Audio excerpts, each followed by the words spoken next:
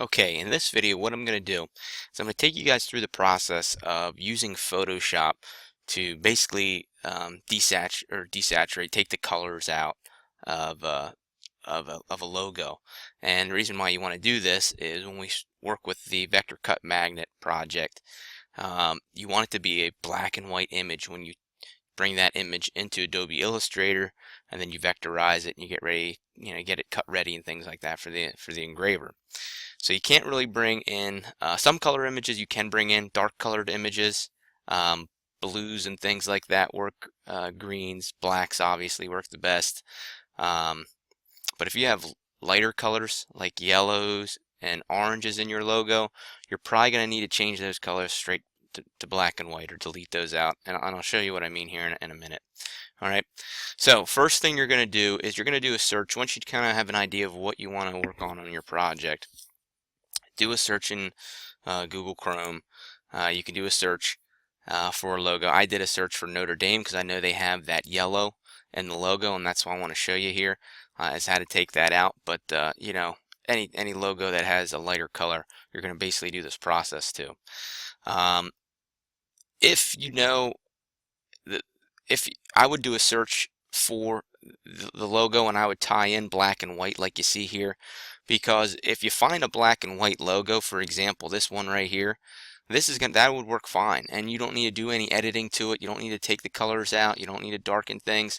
You can see how the greens and the yellows in this particular logo is taken out. It's your straight black and white, and that's basically cut ready right there. That's done for you.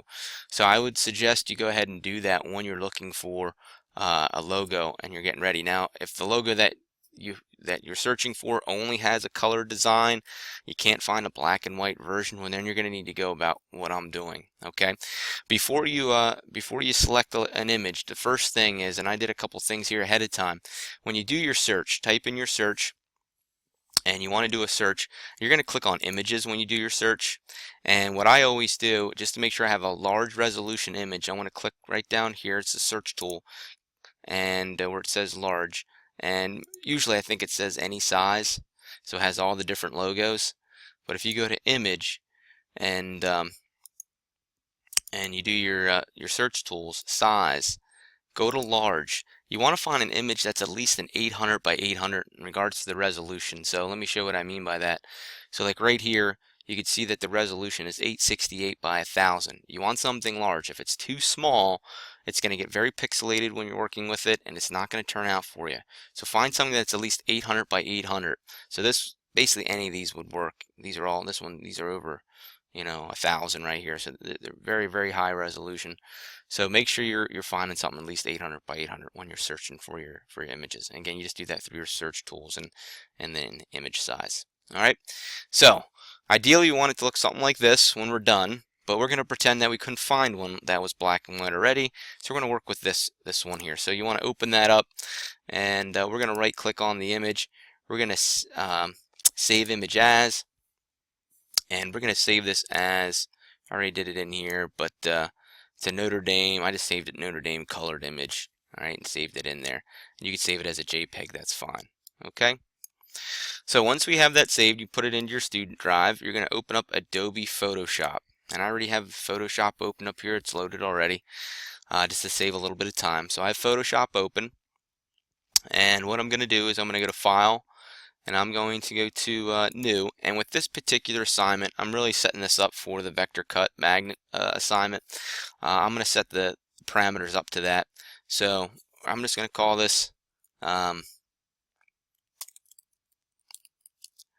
Magnet BW, black and white. That's what we're converting it to.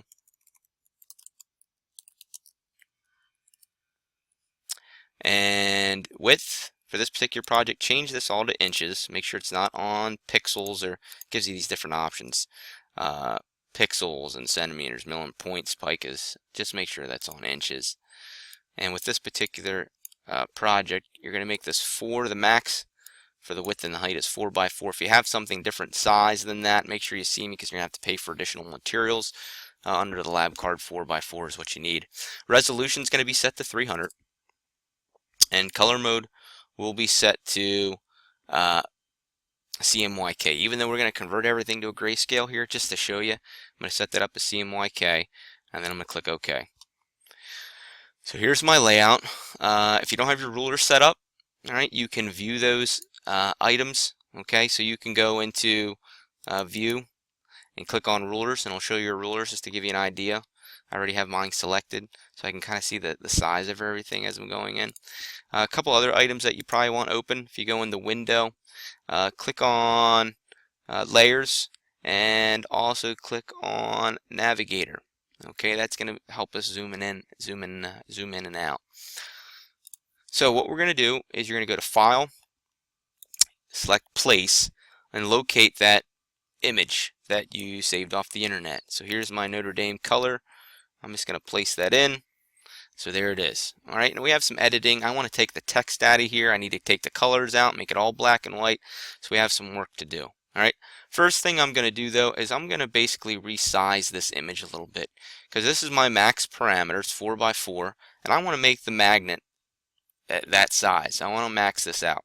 So what I'm going to do is I'm going to hold Shift, and I'm going to select the corner of my image, and I'm just going to drag that to the outer limits of our layout here, just like that. And you can go pretty close to the edge. Alright, so I'm staying fairly close. I'm holding Shift when I do that so it doesn't get distorted. Okay, if I do not hold Shift and I start dragging, you can get this distorting effect, and we want to avoid that. Alright, so make sure you're holding Shift. And once I get it to where I want it, I'm just going to press Enter, and now the image is in there. Okay, now this is what's called a raster image, and you can see as we zoom in, you can see how it's all pixelated and things like that. When we get into Adobe Illustrator, which will be the next software, we're going to vectorize the image, but we're not there yet. Again, taking out colors first. So the first thing I want to do is, with the image, I'm going to go to Image, Mode, and I'm going to go right to Grayscale, and it's going to flatten the image. Okay, so you're just going to go to Rasterize, flatten the image, click OK, and now we have this grayscaled image. Alright, within here, what I want to do is I want to take some of these colors out. Alright, now depending on your design, you might not need to take a whole lot out. With this one, because we had those lighter greens and yellows, we're going to have to take a decent amount of stuff out. You can always check it to see kind of what you have to take out. If I go to back to Image, and I go to Adjustments, and I am going to go to Levels, and I can change my levels here. So again, there is some midtones and things in there. There we're getting close without even editing hardly anything. You can see how we're, there we go. Alright, so just going in my levels, I can make some manipulations. It might not be the cleanest, but it's fairly quick. So you can do that right in your levels. Okay, and again, all that was just to show you where to find that again. If you go to Image, Adjustments, Levels, and again, I can drag these. These are my midtones, highlights, and shadow areas. And with this particular example, if I just drag those like so, I basically get it exactly where I want it, which is pretty cool. So that's in Levels. Alright, another way that you can go about doing it, just to show you, is using what's called a magic wand tool. And on your tool palette here, it is the fourth tool down. I select that, and we're going to keep this around 20 or 15 to 20, all right, in the tolerance. And that basically, that just selects, if it's a larger number, it selects more pixels within that color range of where I select. 15 to 20 works fairly good, I think, for general purposes. And what you'll do is you just go, you'll select a certain point in here. I'm going to hold Shift and select multiple points or areas. So I just go through, I keep selecting these items, and then all I do is I press, and there's a lot more I can select here. Alright, and what I do is I just press Delete, and it's going to fill it, and you want to make sure that you fill it white. Click OK, and it makes it white. So this is another way you kind of take those colors out and continue to work.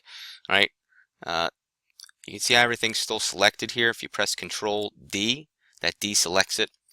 And you can see again we started that process of taking colors out. Again, I would kind of do the cheat way right away. I would go right to bring my colors back here.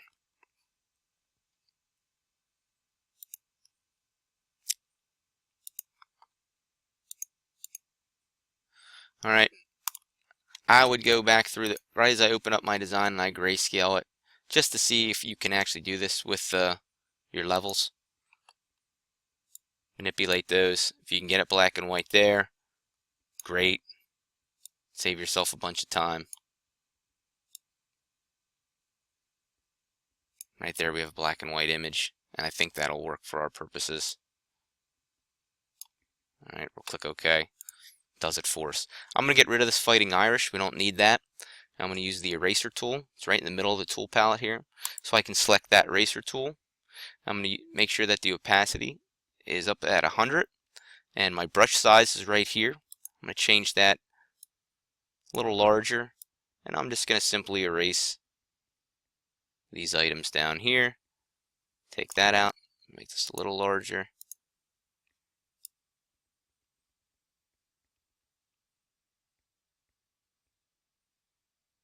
Okay, now because I did that, we got a lot of room here on the bottom. I'm actually going to go ahead and crop this out. So this is my rectangular marquee tool, and what I'm going to do is just select the area that I want to keep. Basically going to delete out this bottom area here, and I can go into image and I can go to crop. That crops it down. Again, you can see with my ruler here, it's still about 4 inches, which is good. And now the height is approximately 3 1/4-ish, right? Just over 3 1/4, maybe 3 3/8. So it's still in that parameters of 4x4, so that's fine. All right, at this point in time, you want to save it. All right, so you're going to save the image as black and white Illustrator ready, magnet black and white Illustrator ready, however you want to name it. And just place that into your student drive. And then I'm going to show you guys the next step in the next video. Again, to alleviate even going to this step, as you do your Google search, okay, in Google Chrome, just look for whatever logo you want to work with and tie in black and white at the end and see if there's already one that's converted for you. That's the easiest thing. If not, you will have to go into Photoshop and play around with some things. Either delete the colors out or work with that contrasting and levels to take it out of to make it black and white. So again, that's kind of up to you as you're playing around with your different graphics. Okay, but you need something like this as we move on to the Adobe Illustrator portion. All right, if you have any questions, ask a classmate or ask the instructor to help you out with the design work. Good luck.